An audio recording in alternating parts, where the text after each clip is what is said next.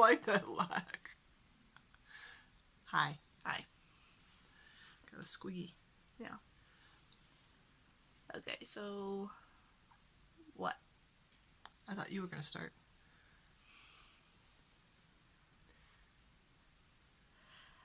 I don't know. The impression we both got, well, first off, the conversation last night about wedding planning was somewhat stressful because it wasn't necessarily talking about planning things. We already know what we want to do, especially with who's going to be doing what. That's the ceremony? Yeah. And not to be offensive, but your parents were a little overbearing and saying, well, we did it like this at our wedding, so this is just how it's done. Right, because it is up to the individual. Yeah. And we had in mind basic things that how we wanted it to be.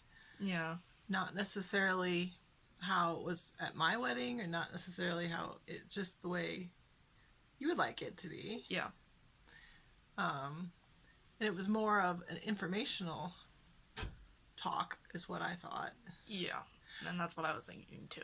And I woke up very anxious with just racing thoughts and stuff, and a little maybe flashbacks to our own wedding and the things that were not done the way I wanted them to be done, and I was the bride, because there was so much input from other people trying to say, I want it, well, how about we do it this way, or how about we do it this way? And it can really, I'm scared of it, of doing so much work and then not getting to enjoy it. Because it's just really stressful. And I'm concerned about that as well. One, for your sake, and also I just don't want to be dealing with that level of crap. It should be simple as, here's what everyone's gonna do, and y'all are just doing it. Because honestly... Right, once we get to, like, the rehearsal, it's not a matter of discussion of, well, maybe let's try it this way. It's, here's your assignment, go do it. And because you guys aren't having a wedding coordinator, that would be, at least another $100. At least. Probably more. Yeah. I am the wedding coordinator, so that puts me in the position of, I don't want to be appearing bossy, but I'm also the advocate of getting it done the way you want it to be done. Yeah. So she has to play bad guy because she's playing two roles at once, and that's not fair to her. Right. And so the thing I was kind of in a panic about when I woke up this morning was the rehearsal and having so many people wanting to change it, and, well, let's, so, because the rehearsal's run by the wedding coordinator, so in that role, I'm the wedding coordinator for that day, and then the next day I'm both mother, bride, and whatever. I guess I'm both days. Yeah. But just concerned about having a stressful situation. Yeah, and one thing that was a little irritating to me was anytime we were trying to speak, your parents kept interrupting us and talking over us and dictating the conversation. And it's like, why are you doing that? Right, and not really feeling like, what we want, what we have planned is being heard. Yeah. Yeah, and it's like with the men's attire. The men will all be wearing the same thing. All you guys need to do is get measurements, send us the measurements, and we'll rent the stuff out. Right, whether we rent or buy, depending on the cost. And it's not going to be multiple fittings. You just go to a tailor, they take the measurements, and it's done. It's not, you're not buying a suit. No. It's not that kind of setup thing. And it's not that complicated. Yeah. I was thinking that, Randy would wear the same outfit as everyone else. Otherwise, he'd be the only person not wearing the, So maybe traditionally the father of the groom just wears whatever he wants and he's not part of whatever, but it just seemed more unity to have him wearing what everyone else was wearing. Yeah, all the dudes in the wedding party. Right. And as far as like, yes, there's a toast by the best man, but that's not the only toast given. There's going to be several There's going to be several toasts. I know Scott wants to give a toast. Sherry Ann may want to give a toast as the maid of honor. I've even seen Mother of the Bride toast, and I don't know that I want to give a toast myself. Yeah. But Nicholas wants to give a toast, but I don't know if I want him to give a toast. He might say something. I think Benjamin could give a pretty funny. Yeah, Benjamin could give a funny toast. He would have a good performance. I think that would be good. Yeah. But just those roles of, well, this is how it's done. It's not necessarily set like something that one thing with this wedding is that it's not unorthodox by any means, but there's a lot of traditions that we're not following. So, and also the way weddings were done 25-30 years ago are not a lot different. Not necessarily how they're done now. Yeah, and especially since this is a more casual wedding anyway. Right, because it's more the style now to have more casual versus everybody in tux. Like when we got married, Daddy wore tails, you know, as the groom. He had a coat and tails.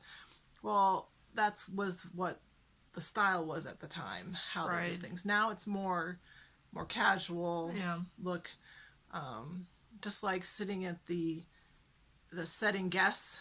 It's kind of passe to put everybody. Are you on the bride's side or the groom's side? Because actually, if you're like know the bride, you have a better view of her face if you sit on the groom's side, because otherwise you're really going to be seeing the back of the bride in the ceremony. Right. So it's a matter of because the only people that are getting ushered are you and Deborah and well, and like we're not doing ushers for everybody else to find their seat. It's gonna be because it's gonna be smaller. It's gonna be a smaller wedding. It's also casual, and since it is uneven the amount of people we have who are on from either side, it is gonna be more sit wherever you want. Right, and then also we really don't have ushers because the boys, Nicholas and Benjamin, are gonna be groomsmen. Yep.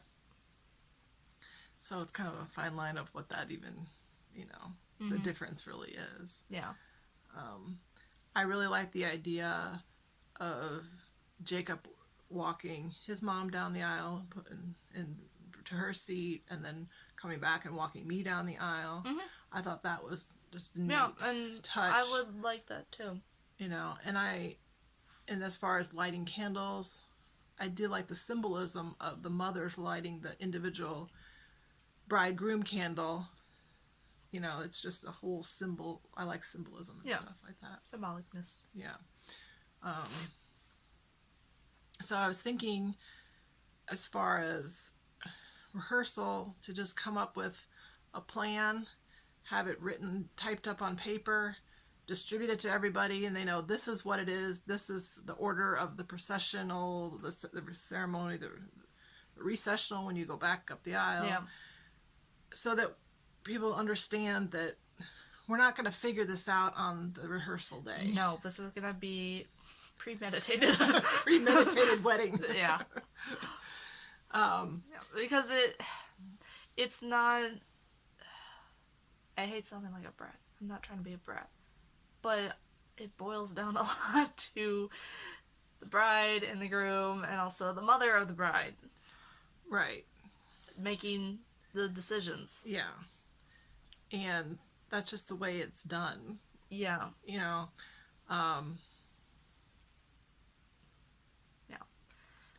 And the thing is, like, for our wedding, we had people throwing in their 2 cents and that just causes confusion and a lot of stress. Yep. And when I look back on our wedding, I don't have a lot of fun memories of it. It was just a very stressful event from start to finish. And I know that there's always a degree of stress with all this planning, but one of my fears is that I'm gonna have the same thing where I look back and I just remember a bunch of stress and tension.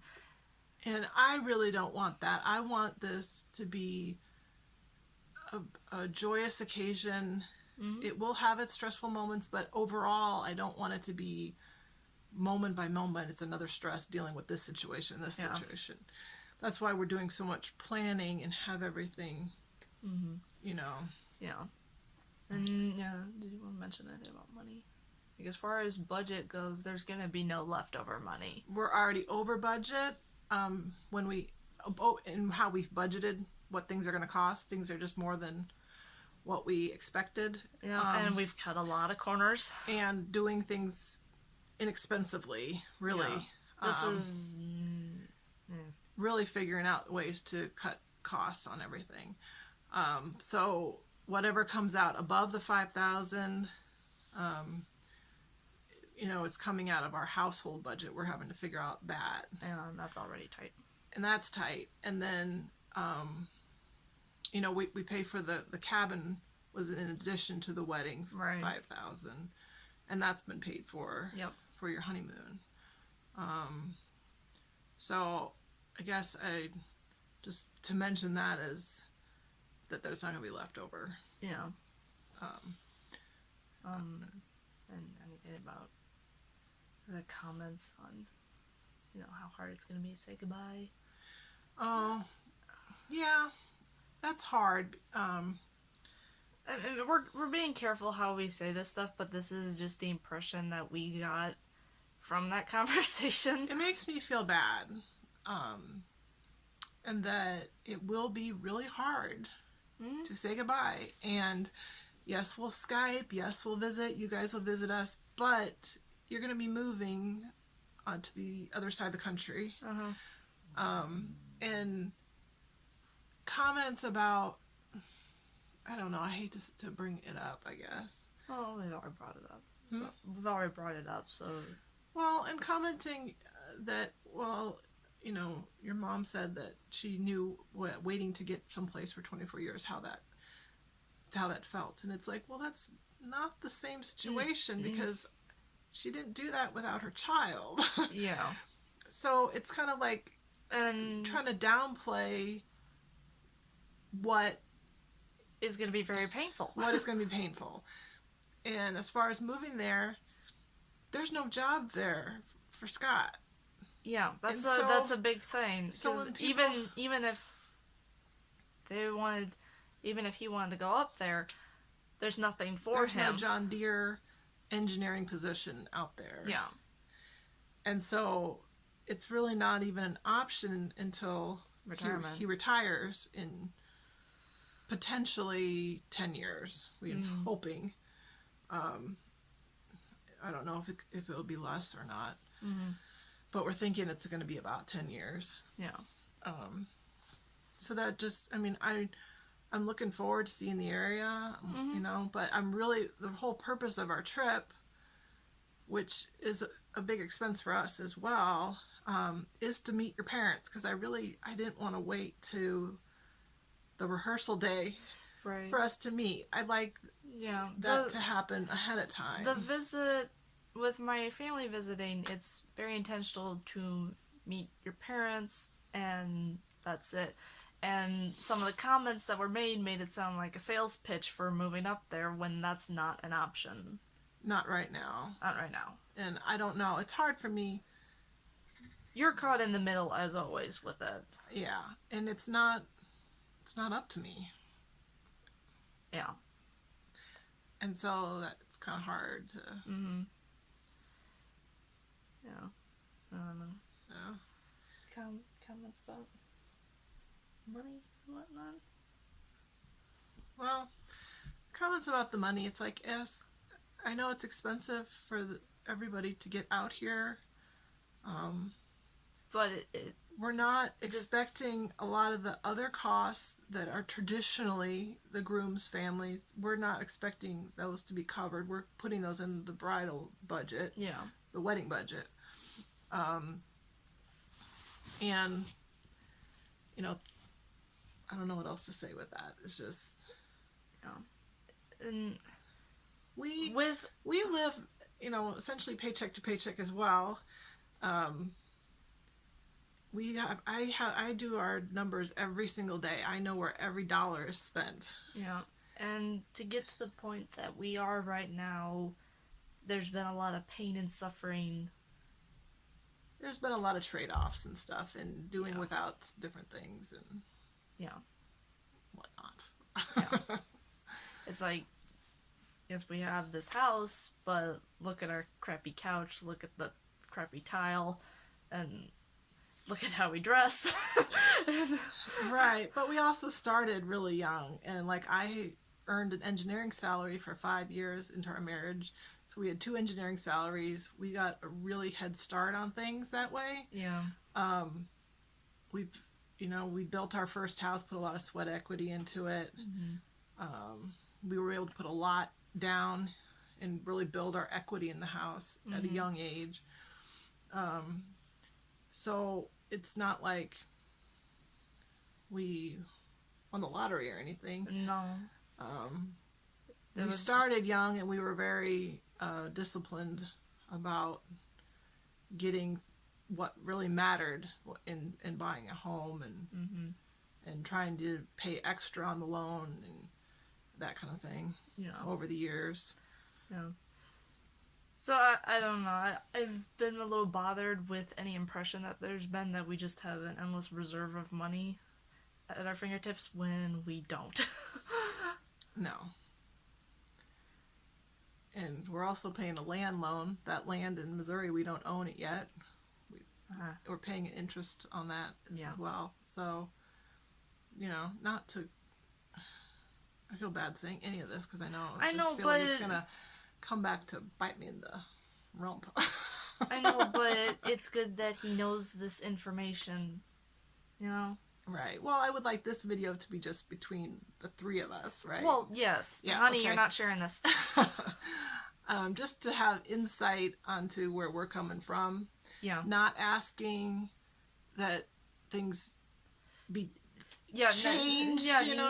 Nothing about this needs to be said to your parents at all.